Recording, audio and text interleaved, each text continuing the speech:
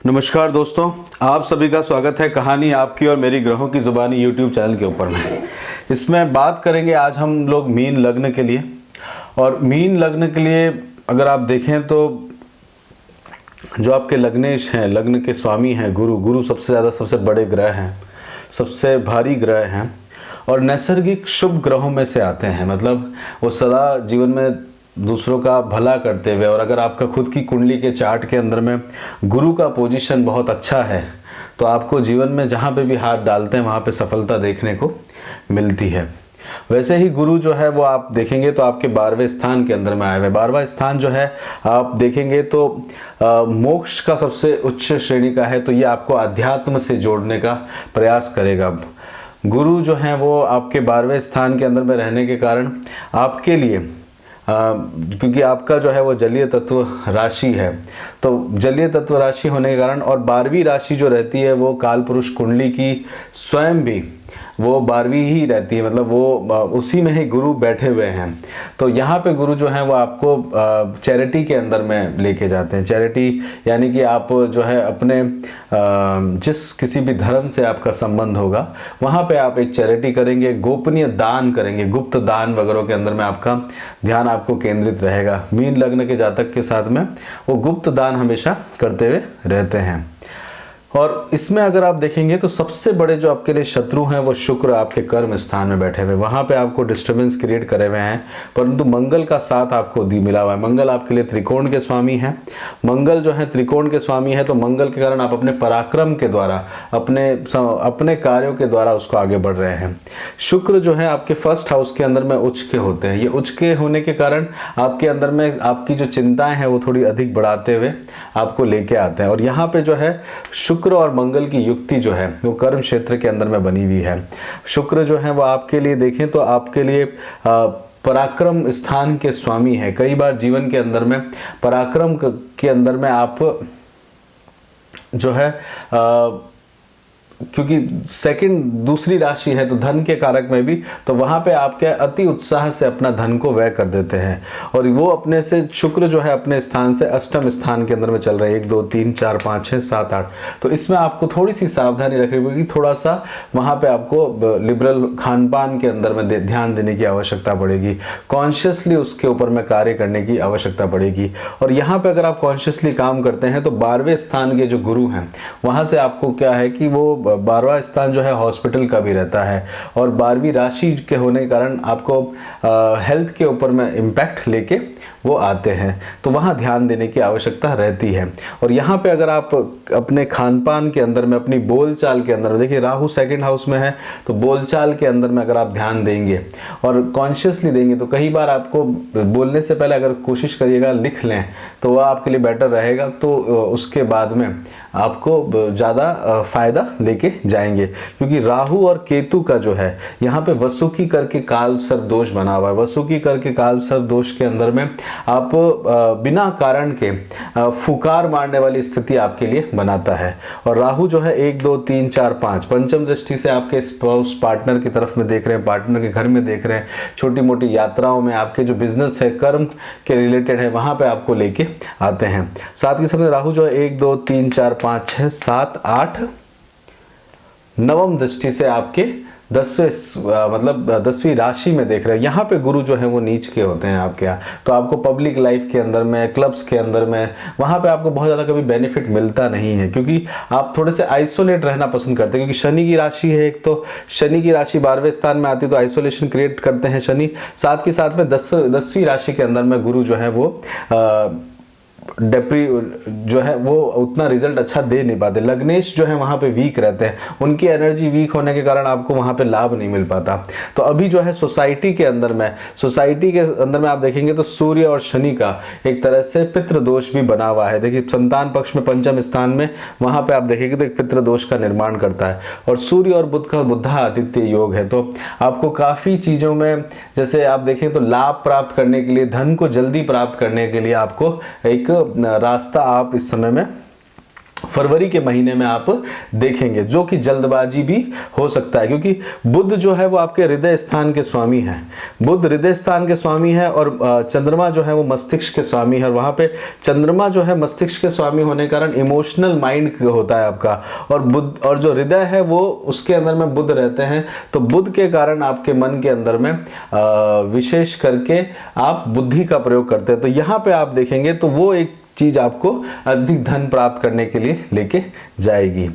इसमें और आगे देखते हैं तो मंगल जो है आप देखें तो मंगल की सप्तम दृष्टि ग्रह स्थान के अंदर में है, तो घर के अंदर में, तो घर से लिए, प्रॉपर्टी से लिए आप इस समय अपने आप को बनाने का विचार इस समय लेके आ सकते हैं। साथ ही साथ मंगल की जो अष्टम दृष्टि है संतान के प्रति प्रोटेक्शन को लेके, संतान के लिए कार्य करने को लेके, अपनी स्किल्स को बढ़ाने के ऊपर में आपको लेके जाएंगे, क्योंकि मंगल और गुरु जो है वो अपने आप में मैत्री रखते हैं, और जो उनकी पंचदा मैत्री है वो भी इसके अंदर में दिख रही है। इसमें आगे बढ़ते हैं, चंद्रमा की पोजीशन से समझने का कोशिश करते हैं तो किस तरह से आप उसको प्लान करेंगे अपने जो फरवरी के महीने को।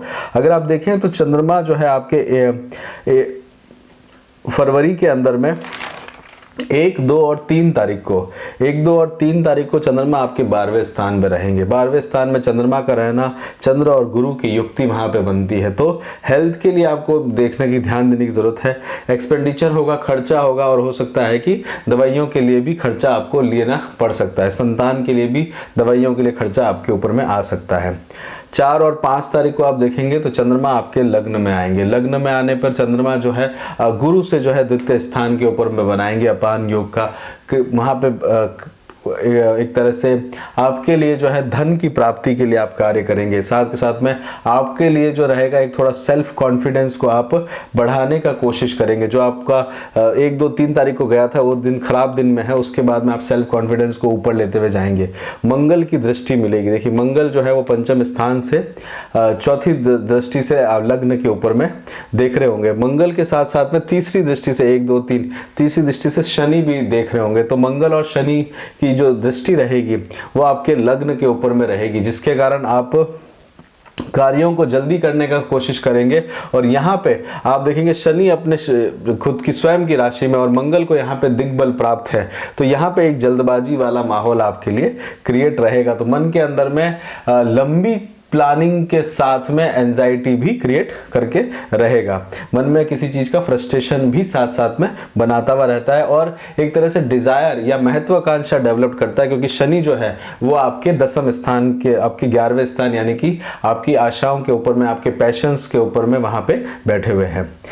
6 और 7 तारीख को चंद्रमा जो है वो आपके द्वितीय स्थान के अंदर में आएंगे। सेकंड हाउस के अंदर में चंद्रमा आएंगे। घर, परिवार, कुटुंब के लिए आपका एक समय आप उसको अपने आप को देखेंगे, खान पान के लिए आप देखेंगे। साथ ही साथ में कर्म क्षेत्र के अंदर में अपने कर्म के द्वारा आप जो है वहाँ पे प्रोग्रेस का लाने का प्रयास वहाँ पे कर रहे होंगे।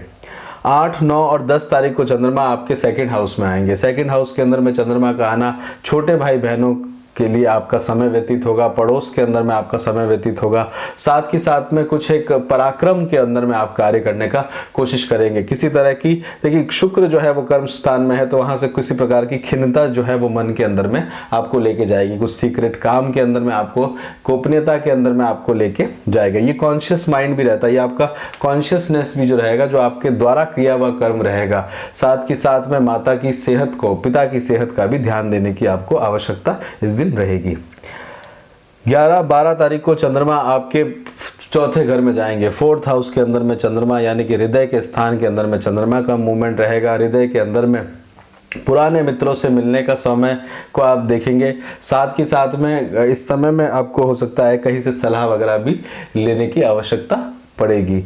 और माता के घर के अंदर में रहेंगे। माता के घर के स्थान के अंदर में अपने एजुकेशन के घर भी कहलाया जाता है, तो जहाँ पे आप अपनी पढ़ाई के अंदर में अपने आप को केंद्रित करते हुए लेके जाएंगे। और चौथा घर जो है कन्वेंस का भी रहता है, तो कन्वेंस के लिए भी आप कार्य करते हुए इस दिन अपने आप को देखेंगे, प्रॉपर्टी बनाते हुए, बिल्डिंग बनाते हुए। और शुक्र भी सप्तम दृष्टि से देख रहे हैं, मंगल भी सप्तम दृष्टि से देख रहे हैं चंद्रमा को, तो आपको कन्वेंस और प्रॉपर्टी की तरफ में अट्रैक्ट करते हुए दिखेंगे। चंद्रमा जो है वो आप देखेंगे तो मिथुन राशि के बाद में कर्क राशि में जाएंगे 13, 14 और 15 तारीख को। 13, 14, 15 तारीख को आपके लिए जाएंगे तो आप किसी को एडवाइस करते हुए देखेंगे। देखिए मीन लग्न के जातक के लिए सबसे ज़्यादा बेनिफिशियल रहता है। मीन लग्न के जातक पढ़ाते बहुत अच्छा है, मतलब उनका गुरु की राशि होने के कारण आपका टीचिंग लाइन जो होता है वो सबसे ज़्यादा आपको प्रॉफिट वगैरह लेके आता है। तो इस समय में आप किसी को एडवाइस करते हुए, सलाह करते हुए, आपको लेते हुए आपका दिन जाएगा, संतान के लिए जाएगा, नई नई चीज़ों को आप सीखने का प्रयास करेंगे। इस समय में आप देखेंगे तो सप्तम दृष्टि से शनि आपको देख रहे होंगे यहाँ पे, और बुध भी जो है वो करीब 7 मार्च तक रहेंगे, 0 से 21 डिग्री तक उनका मूवमेंट रहेगा। और इस समय मकर राशि के अंदर में शनि 21 से 24 डिग्री की तरफ में उनका मूवमेंट रहेगा। तो यहाँ पे आपके लिए एक तो शनि जो है वो शम राशि के अंदर में विराजमान है, और वो जो है चंद्रमा की राशि को देख रहे हैं। तो यहाँ पे चंद्रमा शनि का जो गैप रहेगा, यहाँ पे जो शनि जो है वो आपको एक long term development, long term growth की तरफ में ले जाने का रास्ता देंगे। सूर्य जो है इस समय में 12वें स्थान में चले जाएंगे तो बड़ी आपको एक अपॉर्चुनिटी देखने को मिलेगी। तो आपके लिए इस समय में जो है आपकी एक अच्छी ग्रोथ आपको देखने को मिलेगी। सूर्य जो है गुरु के साथ में होंगे, लग्नेश के साथ में होंगे। हेल्थ का ध्यान देने की जरूरत है क्योंकि 12वें स्थान में, हालांकि एक विपरीत राजयोग आपके लिए बनेगा। पंचम स्थान का स्वामी 12वें स्थान के अंदर में जाएंगे। 16, 17 तारीख को आप देखेंगे तो चंद्रमा आपके लिए सिंह राशि के अंदर में रहेंगे। सिंह राशि के अंदर में चंद्रमा रहेंगे। यहाँ पे आप कहीं पे अगर लोन के लिए अप्लाई करना चाहते हैं तो लोन के लिए आप अप्लाई कर सकते हैं। साथ ही साथ में ये दिन आपके लिए अपने शरीर के अंदर से जो देखा जाए रोगों से लड़ने का आप कोशिश करेंगे। माता के घर के वहाँ से आपको माता पिता या पेरेंटल घर से आप जो है वहाँ पे आपको कम्युनिकेशन मिलने का कुछ समय ये रहेगा। 18 और 19 तारीख को चंद्रमा जो है वो आपके सप्तम स्थान में जाएंगे। ये समय जो रहेगा आपके लिए खर्चे का रहेगा। आप कई तरह के धन का इस समय में अर्जन करते हुए रहेंगे। पैसों से रिलेटेड रहेगा, कैलकुलेशन से रिलेटेड रहेगा। साथ के साथ में इस दिन यात्राएं भी आपके छोटी मोटी हो सकती है। और क्योंकि बुध जो है वो स्वयं जो है वो लाभ स्थान में बैठे हुए हैं तो लाभ प्राप्त करने का कोशिश करेंगे। स्पाउस के थ्रू या पार्टनरशिप के थ्रू लाभ लेने का कोशिश करेंगे। 20, 21 और 22 तारीख को चंद्रमा जो है आपके अष्टम स्थान में रहेंगे। अष्टम स्थान के अंदर में चंद्रमा जो है वो आपको सेहत का ध्यान देने की ज़रूरत पड़ेगी। ये दिन आपके पूरे महीने के अंदर में सबसे ज़्यादा ख़राब दिनों में से एक रहने वाला, इसे आप नोट करके रखिएगा। क्योंकि एक तो इस दिन आप जो है अपने कार्यों को, अपने आप को प्रूव करने का भी कोशिश करेंगे, और यहाँ पर थोड़ा सा जो आपको ध्यान रहेगा किसी चीज़ का सडन चेंजेस जो है वो आपको देखने को भी पड़ सकते हैं। क्योंकि सप्तम दृष्टि है, गुरु की नवम दृष्टि सौभाग्य दृष्टि रहेगी, और चंद्रमा यहाँ पे रहेंगे तो वो आपको जो है एक तरह का एक सडन चेंजेस जो है जीवन में दे लेके आएगा। 23, 24 तारीख को चंद्रमा जो है आपके लिए नवम स्थान में जाएंगे, भाग्य के स्थान में जाएंगे, आध्यात्म के स्थान में जाएंगे। रिलीजियसली होते हुए आप इस दिन अपने आप को देखेंगे, और किसी तरह के अपने रिलीजियसली आप जो है इस कार्य को आगे बढ़ाते हुए, यात्रा करते हुए दिखेंगे। पिता के साथ में आपको जो है उनकी सेहत का इस दिन ध्यान देने की जरूरत पड़ेगी। 24, 25, 26 तारीख को चंद्रमा जो है आपके कर्म स्थान के अंदर में आ जाएंगे। कर्म स्थान में धनु राशि के अंदर में रहेंगे।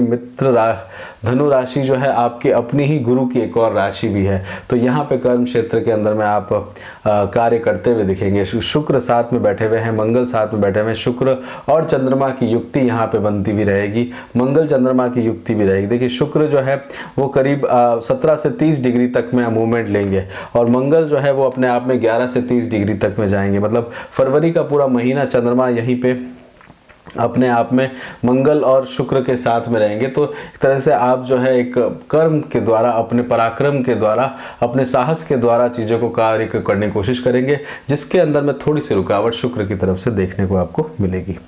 27 और 28 तारीख को चंद्रमा आपके 11वें स्थान पर रहेंगे।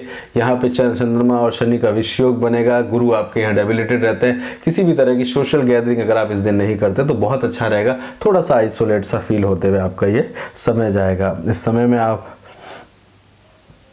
जो है चंद्रमा की इंटेंसिटी भी कम होती जा रही है। तो चंद्रमा की इंटेंसिटी कम होने के कारण जो है शनि का प्रभाव अधिक दिखेगा, तो पक्ष बल जो है वो चंद्रमा का कम होते हुए जाएगा। हेल्थ के लिए आगे बढ़ने से पहले आपसे रिक्वेस्ट करेंगे कि चैनल को लाइक करें, सब्सक्राइब करें कंटिन्यू वीकली और मंथली वीडियो पाने के लिए, और कमेंट भी करिए, अच्छे या बुरे कमेंट जैसे भी आपको लगते हो तो वो उसको करिए, ताकि कुछ इम्प्रूवमेंट हमेशा उसमें रहता है। हेल्थ के लिए बात करी जाए तो हेल्थ का ध्यान देने की ज़रूरत है। एजुकेशन आपका अच्छा चलता रहेगा। कर्म क्षेत्र के अंदर में अप एंड डाउन देखने को मिलेंगे। बिजनेस के अंदर में आप नए रिसोर्सेज धन के सोचने की कोशिश करेंगे। कारक भाव नाशक स्थिति के अंदर में है, तो जो अभी आप करेंगे उसका फायदा आपको लेट मिलेगा। शादी जो है अप्रैल के बाद में प्लान करिएगा। वैवाहिक जीवन आपका अच्छा चलता रहेगा। किसी से प्रेम करते हैं तो वहां के लिए समय आपका उपयुक्त है। और स्टॉक मार्केट के अंदर में आप काम करते हैं तो लंबे समय के लिए एक अच्छा समय है। ओवरसीज अगर आप जाना चाहते हैं तो ये बहुत बेहतरीन समय है आपके लिए। विदेश से आपको बहुत अधिक फायदा मिलेगा। आप जहां कहीं पे भी रहते हैं तो पास में जल की चीज़ को जितना ज़्यादा अपने पास रखेंगे उतनी ज़्यादा ग्रोथ आप अपने जीवन में देख पाएंगे। इसी के साथ ही यहीं पे रोकते हैं। मीन लग्न के लिए को कैसा लगा आप ज़रूर बताइएगा। अपना खूब ध्यान रखिएगा। जय श्री राम।